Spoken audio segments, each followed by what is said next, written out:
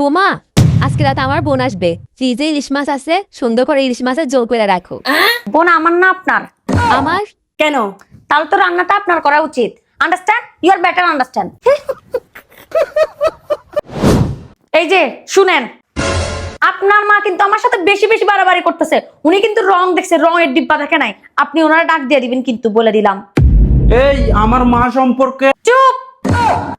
যাও গিয়ে বুড়ির বকে আসো। তুমি ভালো করেই জানো তোমার মা কিরকম। তোমার কি মনে হয় আমি তোমার কথা শুনুম? কি বলছস তুই? আবার বল। এই মা, তুমি আমার অর্ধাঙ্গিনীর লগে শুধু শুধু লাগতে আসো কেন?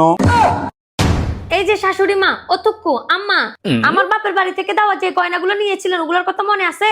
দেন, এগুলো ফেরত দেন। না, আমি কোনো গয়না টয়না নি নাই, আমার মনে নাই। এটা দিয়ে মাথার পারে দিয়ে মনে করাই দিতাম। মনে পড়ছে। এই নাও বোমা, এখানে আমার কিছু গয়না আছে, ওগুলা সহ তুমি নিয়ে যাও। দেখ বাবু, তোর বউ কিন্তু এখন বেশি বেশি করতেছে। 1 মাস হলো বাপের বাড়িতে গেল, এখন আসার নাম নাই। ফোন করছিলাম মা, আজকে আইব।